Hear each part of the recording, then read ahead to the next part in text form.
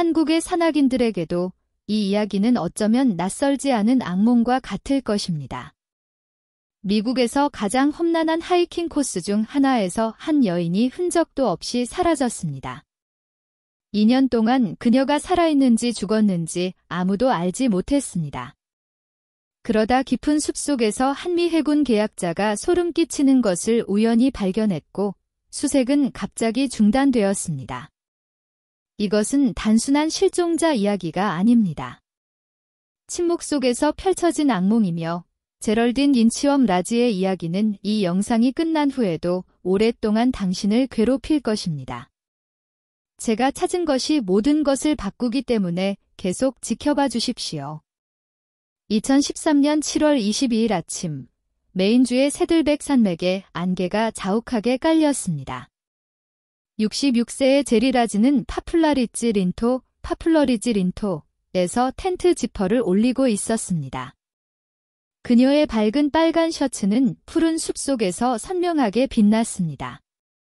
그녀는 다른 등산객과 짧게 미소를 나누었고 그 등산객은 그녀의 마지막 사진을 찍었습니다. 그 순간 모든 것이 평온해 보였지만 제리는 그녀의 삶을 영원히 바꿀 선택을 하려고 했습니다. 아무도 예측할 수 없었던 선택이었습니다. 오전 7시 15분, 제리는 남편 조지에게 문자를 보냈습니다. 지금 대피소 떠나려고 해. 100마일 윌더니스 갈 준비는 걱정 마. 42년간의 헌신적인 남편인 조지는 22마일 북쪽의 27번 국도에서 그녀에게 식량과 격려를 주기 위해 기다리고 있었습니다. 지난 3개월 동안 제리가 2189마일에 달하는 에팔레치아 트레일 전체를 걷는 꿈을 쫓는 동안 그들은 수십 번 이 일을 해왔습니다. 하지만 이 문자 메시지에는 조지가 너무 늦게서야 이해할 수 있는 숨겨진 메시지가 담겨 있었습니다. 제리는 지쳐 있었습니다. 지형은 혹독했고 생전 처음으로 그녀는 완전히 혼자 하이킹을 하고 있었습니다. 다음에 일어난 일은 수년 동안 수사관들을 당혹스럽게 할 것입니다. 어떻게 경험 많은 등산객, 이미 미국의 가장 험난한 트레일 950마일 이상을 정복한 전 공군 간호사가 흔적도 없이 사라질 수 있었을까요? 제리의 이야기를 이해하려면 그 운명의 아침 이전에 그녀가 어떤 사람이었는지 알아야 합니다. 친구들은 그녀를 삶의 기쁨을 발산하는 사람으로 묘사했습니다. 그녀는 모든 도전을 모험으로 바꾸는 전염성 있는 열정으로 삶을 받아들이는 여인이었습니다. 제리는 전형적인 종주 등산객이 아니었습니다. 66세의 나이에 그녀는 대부분의 사람들보다 나이가 많았고 대부분보다 느렸지만 누구보다도 결단력이 있었습니다. 그렇게 해서 그녀는 딘치엄이라는 트레일 이름을 얻었습니다. 그녀는 자신만의 속도로 움직였습니다. 꾸준하고 확실했지만 결코 빠르지 않았습니다. 메인주의 혹독한 지형에서 시속 1마일은 그녀에게 정상이었고 그녀는 모든 발걸음을 자랑스럽게 생각했습니다. 3개월 동안 그녀는 가장 친한 친구 제인 리와 함께 하이킹을 했습니다. 그들은 예상치 못한 한 쌍이었습니다. 제인은 경험 많은 아웃도어 우먼이었고 제리는 때때로 동서남북도 구별하지 못하는 열정적인 초보자였습니다. 제인은 나중에 수사관들에게 제리가 자주 방향 감각을 잃어 어느 방향으로 가야 할지에 대해 말다툼이 벌어지곤 했다고 말했습니다. 하지만 제인은 또한 예언적인 말을 했습니다. 제리는 트레일에서 혼자 있는 것을 두려워했습니다. 그녀는 혼자 캠핑하는 것을 피하기 위해 어떤 대가도 치렀습니다. 제인은 다른 등산객들이 있는 대피소에 도달하기 위해 추가로 몇 마일을 걸어가곤 했다고 밝혔습니다. 그러다 모든 것을 바꾼 전화 한 통이 걸려왔습니다.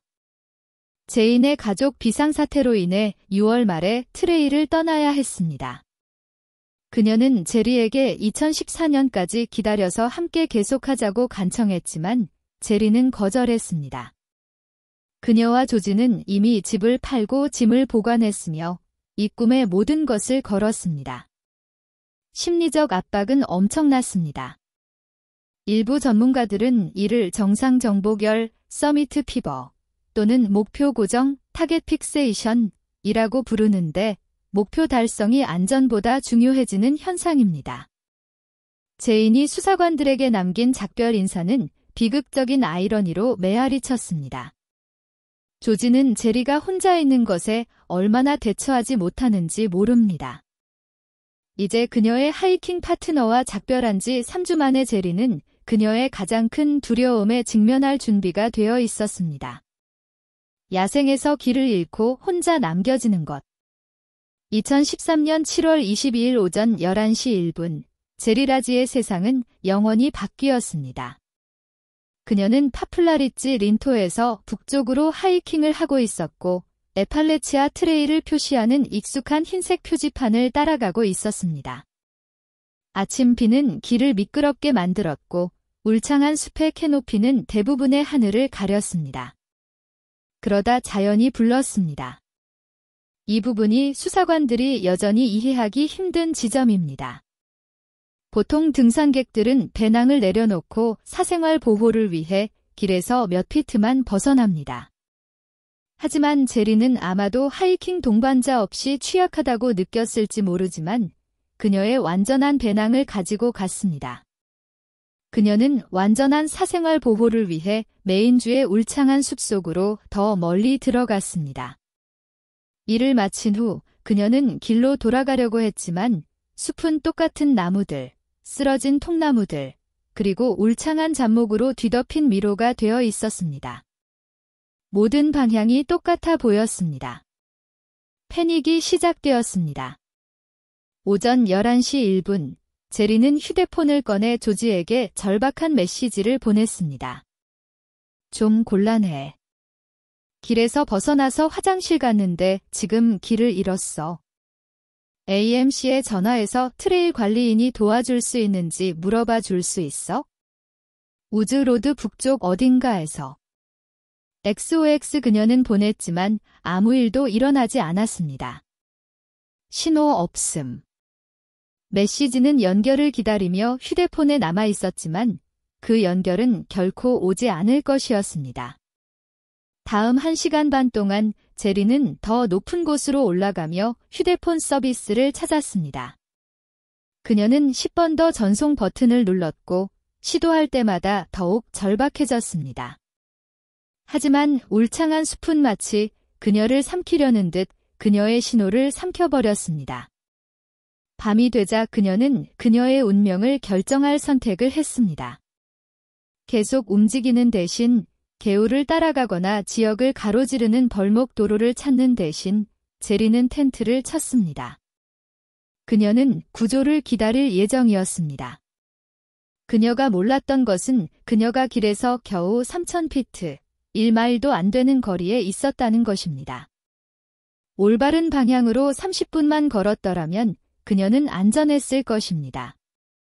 하지만 그녀의 공포와 혼란 속에서 그녀는 가장 외딴 곳에서 꼼짝 않고 있는 최악의 전략을 선택했습니다. 다음 날 아침, 조지라지는 27번 국도 교차로에 있는 그의 차에서 아내를 만날 기대에 부풀어 잠에서 깼습니다. 그는 몇 달 동안 이지원 역할을 해왔습니다. 도시에서 도시로 운전하며 미리 정해진 지점에서 제리를 만나 식량과 사랑을 공급하는 것이었습니다. 그것은 그들의 시스템이었고 완벽하게 작동했습니다. 하지만 7월 23일은 달랐습니다. 제리는 나타나지 않았습니다. 조지는 시간이 흐르면서 그의 기대는 걱정으로 그리고 패닉으로 변했습니다. 제리답지 않았습니다. 그녀는 항상 시간을 잘 지켰고 항상 믿음직했습니다. 뭔가 잘못되었습니다. 한편 1마일도 채 떨어지지 않은 곳에서 제리는 필사적으로 그에게 연락하려고 했습니다. 오후 4시 18분, 그녀는 또 다른 메시지를 작성했습니다. 어제부터 길을 잃었어. 길에서 4마일 벗어났어. 경찰에 전화해서 어떻게 해야 할지 물어봐줘, 부탁해. XX 다시 아무것도 없었습니다. 메시지는 유령처럼 그녀의 휴대폰에 남아 있었습니다. 7월 24일, 조지는 공식적으로 그의 아내의 실종을 신고했습니다. 몇 시간 안에 메인워든 서비스는 주 역사상 가장 큰 수색 및 구조 작업을 시작했습니다. 수백 명의 자원봉사자들이 그 지역으로 몰려들었습니다. 수색견, 헬리콥터, 항공기가 수색에 합류했습니다. 지상팀은 트레일과 주변 숲의 모든 부분을 체계적으로 수색했습니다. 아이러니는 거의 참을 수 없을 정도입니다. 제리가 텐트에 앉아 아마도 헬리콥터 소리를 들었을 때 구조팀은 그녀의 위치에서 100야드 이내를 3번 이상 지나갔습니다. 수색견팀은 너무 가까이 와서 그녀의 냄새를 맡았어야 했지만 그 주에 내린 폭우는 그녀가 남겼을 어떤 흔적도 씻어냈습니다. 제리는 계속해서 조지에게 문자를 보내려고 했지만 메시지는 마치 귀먹은 신에게 드리는 기도처럼 그녀의 휴대폰에 쌓여갔습니다. 이 시기에 그녀의 일기장에는 상상할 수 없는 현실을 서서히 받아들이는 여인의 모습이 담겨 있습니다. 그녀는 가족을 다시는 볼 수 없을지도 모른다는 사실을요. 하지만 그녀는 포기하지 않았습니다. 아직은 아니었습니다. 다음에 일어난 일은 우리가 생존에 대해 알고 있다고 생각하는 모든 것을 뒤집습니다. 제리 라지는 적절한 장비를 갖춘 경험 많은 등산객이었습니다. 그녀는 식량, 물, 대피소, 그리고 야생에서 생존할 기술을 가지고 있었습니다. 하지만 그녀는 또한 어떤 포식자나 자연재해보다 더 위험한 것을 가지고 있었습니다. 바로 마비시키는 공포였습니다. 그녀의 일기장에는 길을 잘못 들어 2일 동안 헤매다가 길로 돌아가려고 노력했다는 내용이 적혀 있었습니다. 그녀는 개울을 건너고 능선을 오르고 랜드마크를 찾았지만 모든 시도는 그녀를 안전에서 더 멀어지게 만들었습니다. 결국 지치고 방향 감각을 잃은 그녀는 텐트로 돌아와 기다리기로 결정했습니다. 이 결정은 생존 심리에 대한 깊은 통찰을 제공합니다. 제리는 정기적으로 복용해야 하는 약을 가지고 있었습니다. 중단되면 공황 발작과 심한 불안을 유발할 수 있는 정신과 약이었습니다. 그녀는 조지와의 다음 보급까지 필요한 만큼만 가지고 있었습니다.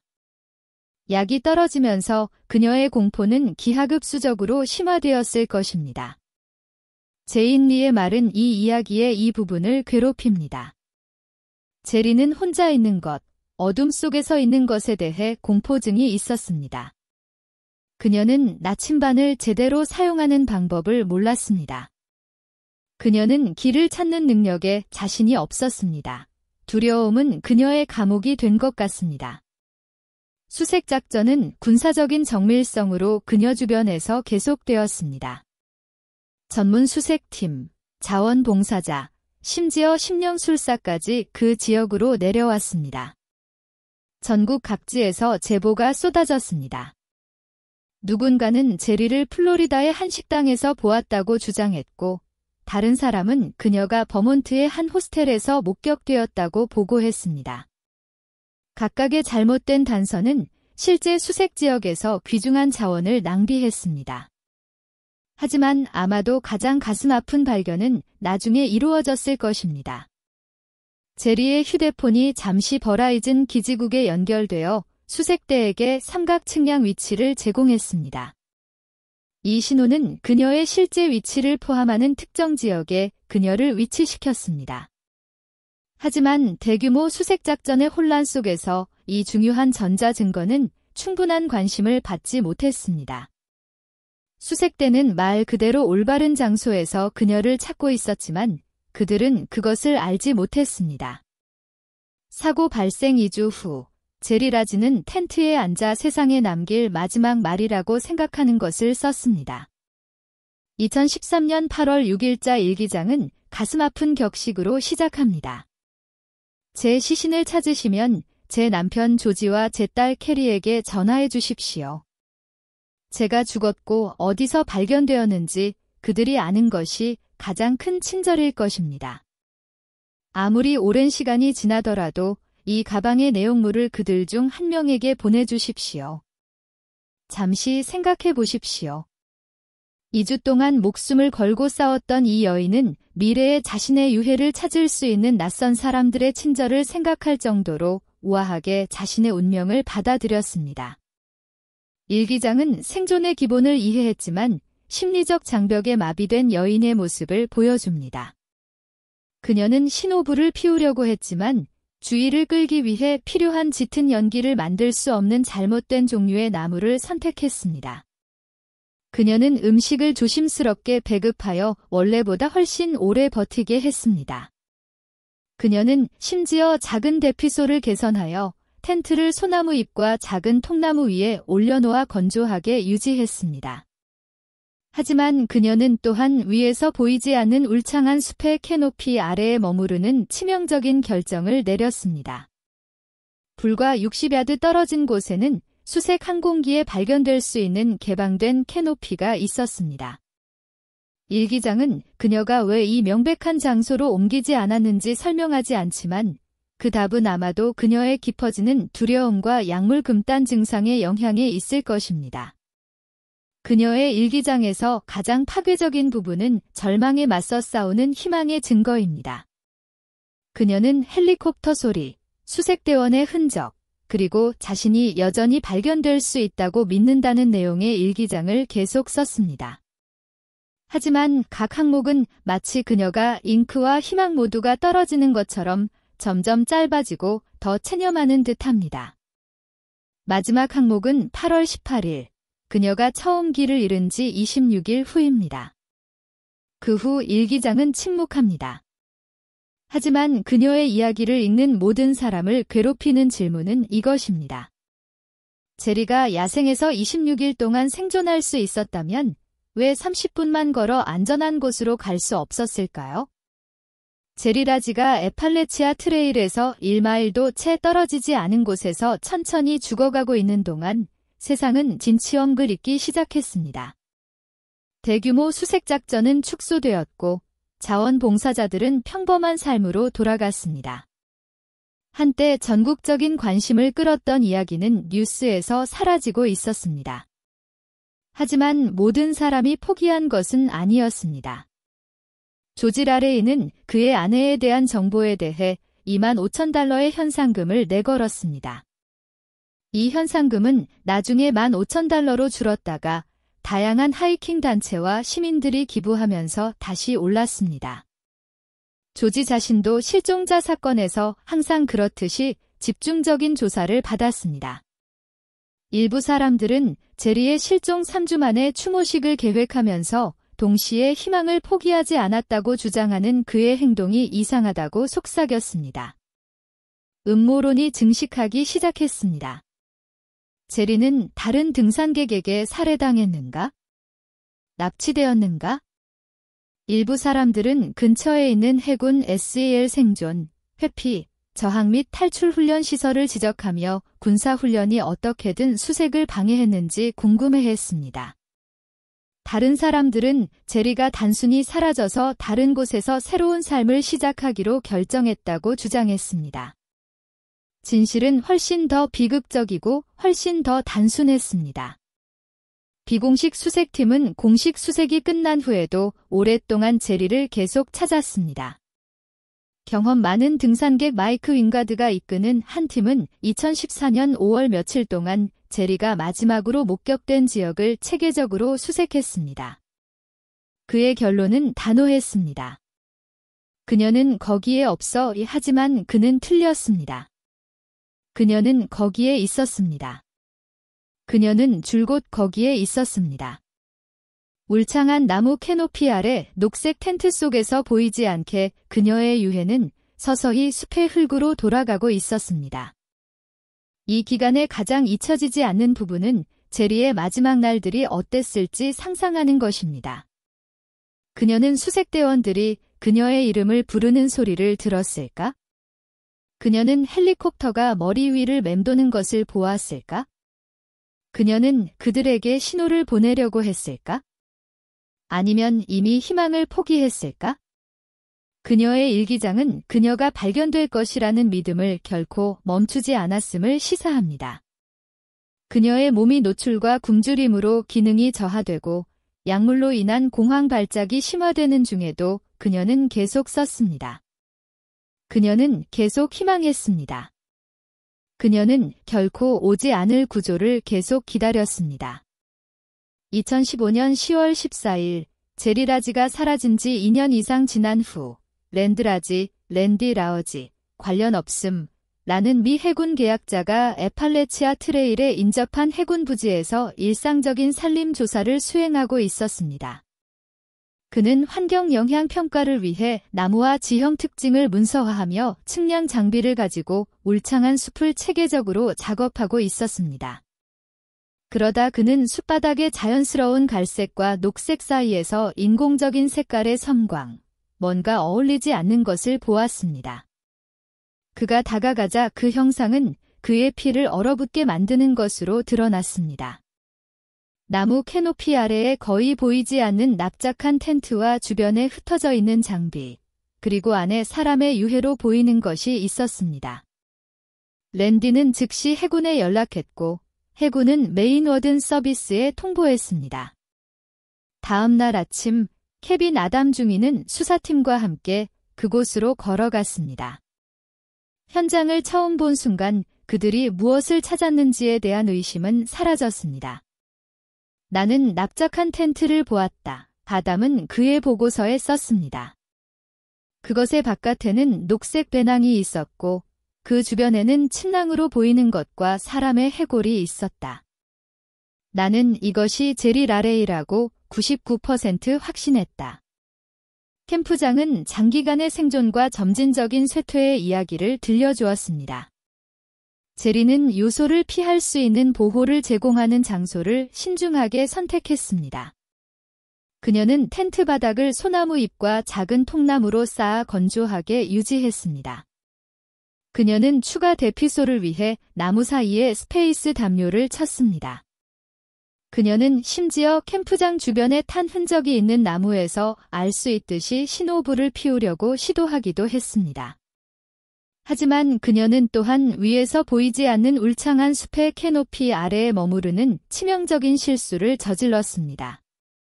불과 몇 야드 떨어진 곳에는 수색 항공기에 발견될 수 있는 개방된 공간이 있었습니다. 수사관들은 그녀가 왜 이 명백한 장소로 옮기지 않았는지 이해할 수 없었습니다. 현장에서 발견된 개인 물품들은 끝까지 희망을 품었던 여인의 모습을 보여주었습니다. 그녀의 손전등은 여전히 작동했습니다. 그녀의 비옷은 깔끔하게 정리되어 있었습니다. 그녀는 치실, 직접 만든 목걸이, 파란색 야구 모자 등 그녀가 돌아오기를 바랐던 삶의 작은 흔적들을 가지고 있었습니다. 가장 중요하게 그들은 조지, 제발 읽어줘 XOXO라는 제목의 그녀의 일기장과 도움을 받으려는 그녀의 필사적인 시도를 담은 미전송 문자 메시지가 담긴 휴대폰을 발견했습니다. 수사관들이 제리의 휴대폰을 조사했을 때 그들은 아무도 보지 못했던 디지털 절망의 흔적을 발견했습니다. 휴대폰에는 여러 개의 임시 문자 메시지가 담겨 있었고 일부는 전송되었고 일부는 전송되지 않았는데 이는 그녀가 야생에 서서히 굴복하면서 그녀의 심리 상태를 실시간으로 보여주었습니다. 그리고 메시지는 가슴 아픈 체념으로 끝났습니다. 제리는 메시지를 보내는 것을 포기하고 대신 일기장에 쓰는 데 집중한 것으로 보였습니다. 그녀의 일기장과 전화 기록에서 재구성된 타임라인은 비극적인 아이러니를 드러냈습니다. 제리는 수색작전의 가장 집중적인 기간 동안 살아있었고 정신이 또렷했습니다. 그녀는 텐트에 앉아 아마도 활동 소리를 듣고 있었고 아마도 구조를 바랐을 것입니다. 검시관의 보고서는 제리가 노출로 사망했다고 결론지었지만 심리부검도 똑같이 중요했습니다. 이것은 누군가가 야생에 압도된 사례가 아니었습니다. 이것은 누군가가 공포에 압도된 사례였습니다. 제리라지 이야기의 마지막 장은 그녀가 어떻게 죽었는지가 아니라 왜 스스로를 구할 수 없었는지에 대한 것입니다. 증거는 사소한 항해 오류를 사형 선고로 바꾼 심리적 요인들의 완벽한 폭풍을 가리킵니다. 제리는 생전 처음으로 혼자 하이킹을 하고 있었고 이미 친구 제인 없이 길을 찾을 수 있는 능력에 대해 불안해했습니다. 그녀는 다 떨어지면 안 되는 정신과 약을 가지고 있었지만 그녀는 예정된 보급 일정에 필요한 만큼만 가지고 있었습니다. 그녀가 길을 잃었을 때 약물 금단 증상은 그녀의 자연적인 불안을 완전한 공황으로 심화시켰을 것입니다. 가장 결정적으로 그녀는 생존 전문가들이 잘못된 길 증후군, 랑의 신드롬이라고 부르는 것을 가지고 있었습니다. 감정적으로는 옳게 느껴지지만 전술적으로는 잘못된 결정을 내리는 경향이었습니다. 계속 움직이고 도움을 찾는 대신 그녀는 꼼짝 않고 있었습니다. 개방된 지형으로 이동하여 눈에 띄게 되는 대신 그녀는 보호받는다고 느꼈던 숲의 높이 아래에 머물렀습니다. 문명으로 이어지는 물줄기를 따라가는 대신 그녀는 휴대폰 서비스를 기대하며 높은 지대에 머물렀습니다. 그녀의 이야기에서 가장 가슴 아픈 점은 그녀가 구조에 얼마나 가까웠는지입니다. 그녀의 캠프장에서 남쪽으로 30분만 걸었더라면 숙소와 도움으로 직접 연결되는 깨끗한 벌목도로에 도달했을 것입니다. 수색대는 그녀의 대략적인 위치를 정확하게 파악했지만 울창한 숲속에서 그녀를 찾을 수 없었습니다. 하지만 아마도 제리의 이야기에서 가장 중요한 교훈은 야생 생존 기술이나 수색 및 구조 절차에 관한 것이 아닐 것입니다. 그것은 합리적인 사고를 압도하는 공포의 힘에 관한 것입니다. 제리 라즈는 생존의 기본을 이해했던 똑똑하고 경험 많은 등산객이었습니다. 하지만 그녀는 또한 심리적 한계를 넘어선 여인이었고 그 상태에서 그녀는 잘못된 선택을 했습니다. 2013년 8월 6일자 그녀의 일기장은 야생 생존 역사상 가장 가슴 아픈 문서 중 하나로 남아 있습니다. 제 시신을 찾으시면 제 남편 조지와 제 딸 캐리에게 전화해 주십시오. 제가 죽었고 어디서 발견되었는지 그들이 아는 것이 가장 큰 친절일 것입니다. 아무리 오랜 시간이 지나더라도 오늘날 제리의 텐트가 있던 자리에 나무 십자가가 서 있습니다. 그녀의 손녀는 그 위에 대문자로 할머니가 여기 계셨으면 좋았을 텐데 라고 썼습니다. 제럴딘 라지에 대해 우리가 아는 모든 것은 그녀도 그렇게 바랐을 것이라는 것을 암시합니다.